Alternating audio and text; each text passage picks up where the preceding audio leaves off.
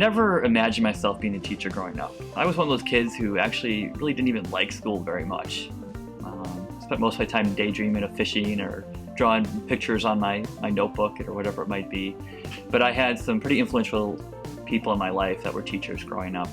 The biggest influence K-12 for me was I had an art teacher named Brian Long, and he was my art teacher from kindergarten through 12th grade. So it was a small school. We only had about 28 kids in our whole class, but I had him for the art teacher my whole career.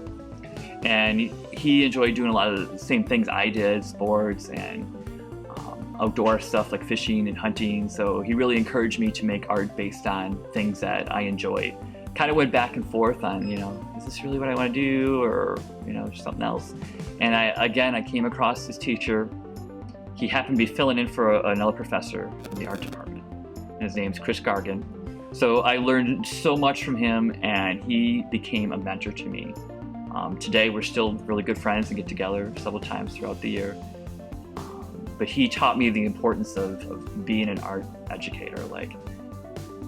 There's so much things that you could do in life, but being an art teacher is a way that I can give back to the community and everyone involved in it. So he kind of really was the one that pushed me into this career path.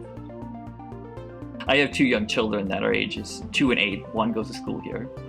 So usually the morning is a hectic rush to get the two kids dressed and fed and out the door, and my daughter Amelia to daycare. Once we get to school, it's usually getting ready for the day. There's some minor prep work and things like that that have to get done before the first class comes at 8:30. And then after that, it's usually a whirlwind of students coming in and out. I have every class 1 hour per week, so I don't have a long time with each class, so I have to make sure I maximize that amount of time with each student, so having everything ready ahead of time.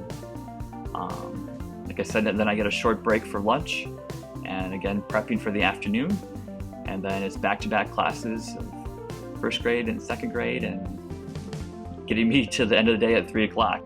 And then usually at 3 o'clock, I have a few minutes till there's some kind of staff meeting or other kind of meeting, and then a lot of prep work for the following day or the following week. I think the great thing about my job is I see kids from the time they're in kindergarten through 4th grade. So over those 5 years, I get to see them as little kindergartners, that can barely spell their name, and then watch them grow up into 4th graders. And now that I've been here for 14 years, I've really seen kids grow into adults, from the time they were in kindergarten to now being in their early 20s and graduating college and doing amazing things with their lives. So that's the greatest part of my job, is watching them grow into being successful adults. I think it's important as an art educator that I continue making artwork too. I find that it's something that's important for myself and to show students and parents that I'm a practicing artist. Some of the artwork I do, I sell at art fairs. So I travel around in the summertime and participate in art fairs.